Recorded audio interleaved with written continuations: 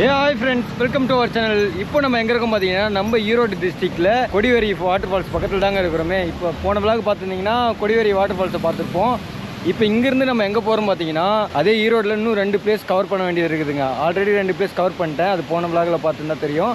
இன்னும் 2 place cover பண்ண வேண்டியது இருக்குது, அதை கவர் பண்ணது தாங்க போகிறோமே. இங்கேருந்து எங்கே போகிறோம் பார்த்தீங்கன்னா, ஈரோடு மெயின் ஜங்ஷன் போகிறாங்க. அங்கே போயிட்டு எங்கே போகிறேன்னு சொல்கிறேன், இல்லை மோட்டோ விளையங்களை சொல்கிறேங்க. அது எந்த இடம்னு தெரிஞ்சுக்கணும்னு நினச்சிங்கன்னா, நீங்களும் கூட சேர்ந்து ட்ராவல் பண்ணணும். ஃப்ரெண்ட்ஸ், மோட்டோ விளையங்களை வந்தாச்சு ஃப்ரெண்ட்ஸ்.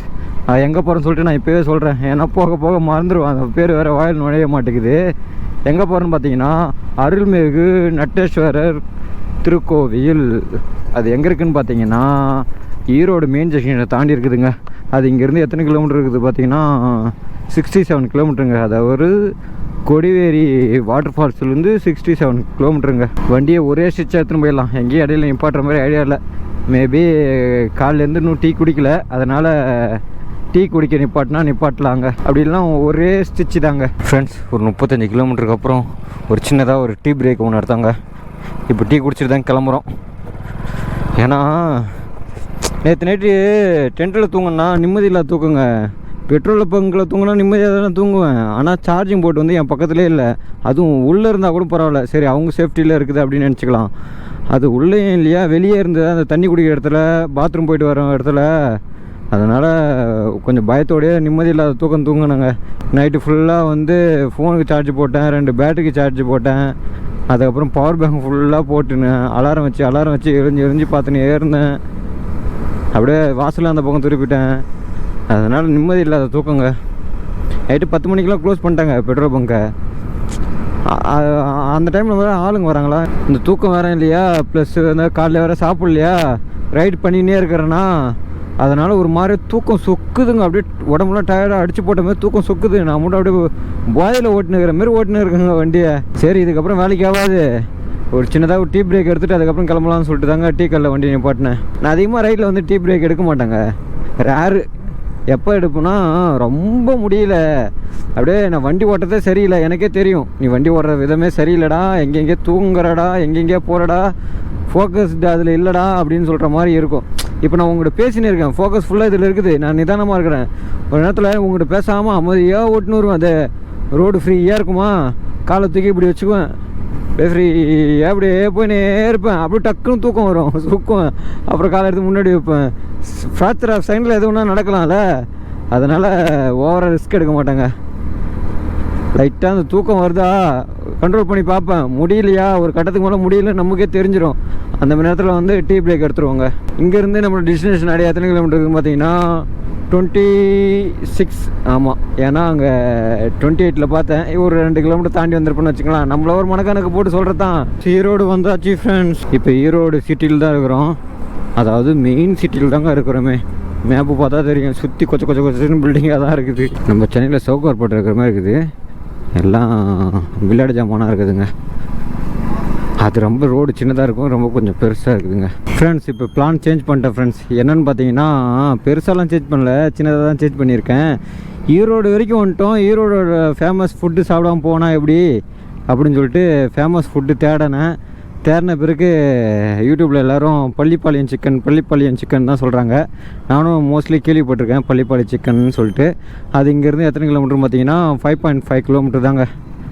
இப்போ பள்ளிப்பாளையம் தாங்க போகிறோமே. அங்கே போய்ட்டு எந்த கடை பெஸ்ட்டு கடைன்னு சொல்லி கேட்டு, அங்கே இருக்கிற லோக்கல்களே கேட்டு அந்த கடையில் சாப்பிட்டு பார்த்துட்டு நான் ரிவ்யூ சொல்கிறேன் ஃப்ரெண்ட்ஸ் உங்ககிட்ட. பள்ளிப்பாளையம் தானே இது?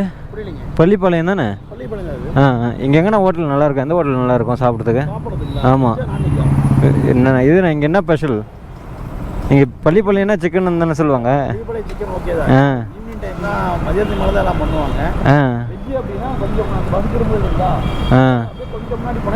வெஜ் வேணாம், நான்வெஜ்ஜே ஓகே தான். காலையில் இது 11:30 தான் ஆகுது, அதனாலயா? இப்போ எங்கே கிடைக்குன்னே தெரியாதாண்ணா?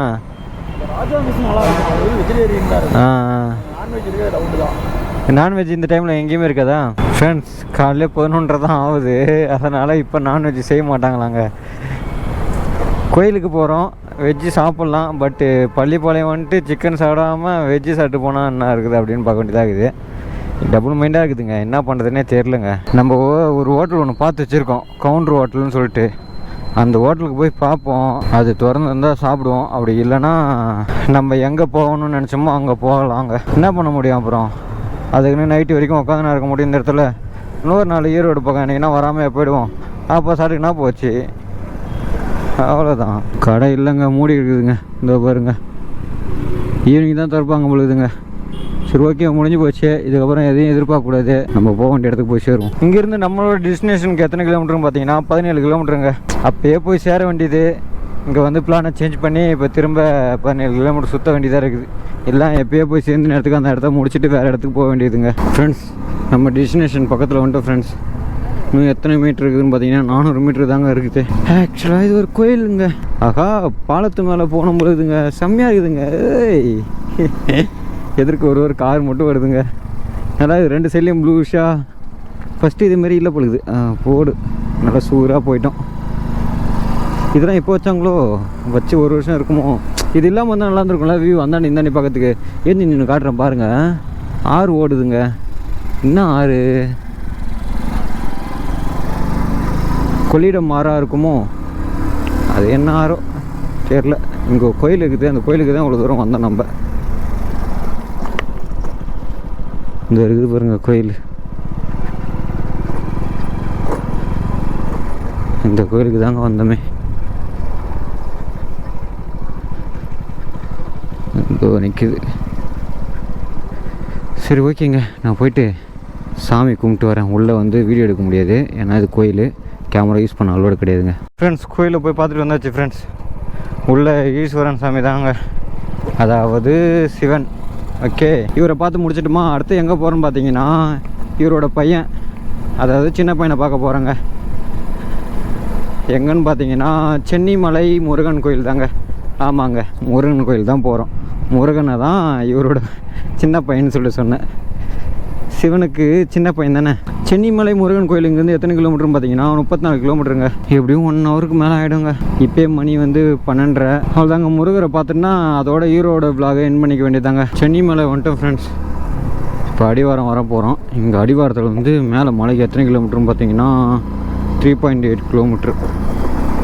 எனக்கேண்டா மெயின் ரூட்டு கட்டாமல் அந்த ரூட்டு கட்டுது. என்ன வண்டி எதுவும் போதும், ரோடு போட்டுன்னு இருக்காங்க பொழுதுங்க. அதனால் வண்டி மேலே அலோடு இல்லை பொழுது. வண்டி எல்லாம் கீழே தான் நிற்கிது. சே, இது மேலே பைக்கு போங்க. அது பாருங்க எப்படி இருக்குது பார்த்தீங்களா?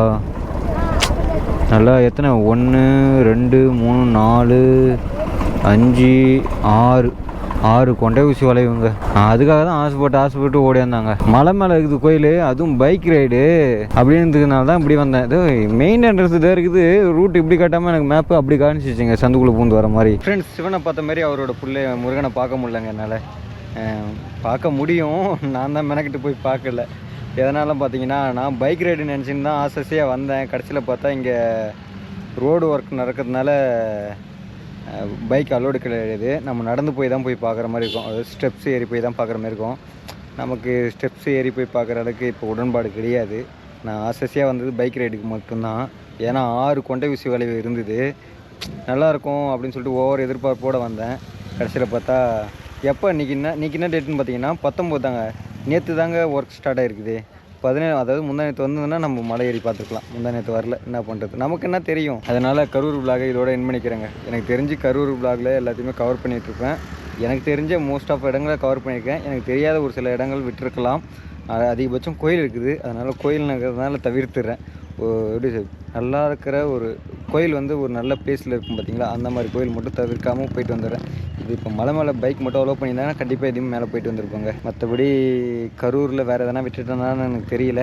உங்களுக்கு எதனா தெரிஞ்சிருந்தால் மறக்காமல் கமெண்ட் பாக்ஸில் போய்ட்டு சொல்லிட்டு போங்க. நான் நெக்ஸ்ட் ரைடு வரப்போ அதை கவர் பண்ணிக்கிறேங்க. சரி, ஓகேங்க, இதோட இந்த வீடியோவை என் பண்ணிக்கிறேன். நம்ம வீடியோ வேறு நான் புதுசாக பார்த்தீங்கன்னா மறக்காமல் சப்ஸ்கிரைப் பட்டன் அழுத்திட்டு சப்ஸ்கிரைப் மட்டும் பண்ணிட்டு போயிடுங்க. உங்களோட ஆதரவு எனக்கு மிக மிக தேவைப்படுது ஃப்ரெண்ட்ஸ். ஓகே ஃப்ரெண்ட்ஸ், பாய்.